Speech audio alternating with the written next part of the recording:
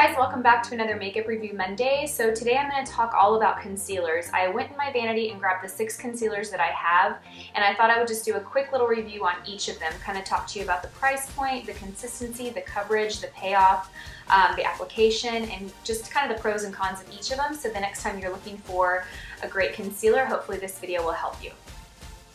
Okay, so first I'm going to talk about one that I actually learned about off of YouTube. When I started watching YouTube videos, this was a brand that every YouTuber I watched seemed to talk about this concealer, and I have to say I was extremely disappointed. So I'm going to say this. I have noticed that there are there's a trend, I think, with some YouTubers that I notice the same products get talked about around the same time, and it's a little bit obvious that maybe that company's doing a push with YouTubers or vloggers, or obviously they're sponsored. There's some compensation behind that, because I've picked up products before that seem to be like all the rave all over YouTube, and a few of them I've been extremely disappointed with. And so I don't know, this was one of them, but it's okay because it was $2.99. It's the LA Girl Pro Concealer. Not a huge fan of this concealer. First, the packaging is very disappointing, but for $2.99, what can you expect? I'm not going to hold that against them. But really, this was disappointing for me. One, the application, I'm not really crazy about the way that it comes out. It's just like a little brush. But two, it just was very like, it just didn't set. Like, I would put this on my under eyes, and it just was like, it didn't give me the coverage that I wanted, and then it didn't set. I felt like I was just really having to work with this too long. So I was kind of disappointed in this one. So if you were seeing all those videos that I was seeing, just kind of beware. But for $2.99, maybe you can make your own opinion about it, right?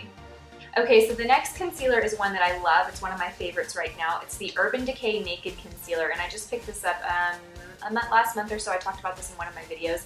First of all, I love the application of this concealer. I love that it's a doe foot wand. It's so easy to apply, and you don't apply too much because you can control the application more. It's very weightless, so when you blend it, you feel it just kind of blending into the skin with very little effort. It doesn't feel heavy, but it gives pretty decent coverage. I wouldn't say that it's like the fullest coverage of a concealer that I have, but if you have pretty moderate to, you know, lighter, less severe dark under eyes, this is going to do the trick for you. If you have really severe dark under eyes, or like a lot of blemishes on the skin that need a lot more coverage, you might need something that offers a little bit more coverage than this, but I think for like 85% of us, this is a great concealer. This retails for $28. The next concealer is another drugstore concealer that I actually love. It's the Maybelline Fit Me Concealer, and it comes also in a doe foot applicator. I really like this concealer a lot. I would compare this to the NARS Creamy Concealer that I don't have anymore. I ran out of that, and I haven't repurchased it because I've been using this. But this is great. The doe foot wand makes it easy to apply. The coverage is really great. I think I need a darker shade. This shade's a little bit too light for me, but it sets really nicely. It gives great coverage. I really don't have any complaints about this concealer. The consistency of it's creamy. It's not too thick, but it's not as weightless as the Urban Decay, so it definitely feels like a little bit heavier of a product than that, but it's not too heavy. This retails for $6.49. Okay, the next concealer was one of my very favorites. I picked this up. Of all the concealers that I have, this is the one that I've had the longest, and when I first got it, I loved it. It's the Laura Mercier High Coverage Concealer. I still like this, but I'm not using it as much. So this comes in a squeeze tube applicator, which I think is probably a con for me because it's just not as easy as a doe foot wand. But I feel like this is very high coverage, just like the name says, and it's really thick in consistency too. When you squeeze this out, a teeny tiny bit goes a really long way. So don't squeeze out as much as you would with more watery or you know, regular kind of squeeze tube concealers. This is extremely thick, so I would squeeze out a little bit, and I would just dot it with my finger, and I would actually use a beauty blender to apply this, or your finger. I would not use a brush. I think that you're going to get the best application with your finger or a beauty blender because you're really going to work that thick, heavy product into your skin. This would be great if you have really dark circles under the eyes, or if you have really severe acne or blemishes on the skin that you want to cover. This is going to be your best friend. It's a great high coverage concealer. Again, the only cons for me is the applicator, and if you're looking for a concealer that feels weightless or looks very natural, this is not for you. This retails for $29 and you can get it at most department stores. You can get it at Sephora, Nordstrom, kind of the higher end department stores, but this is the Laura Mercier High Coverage Concealer.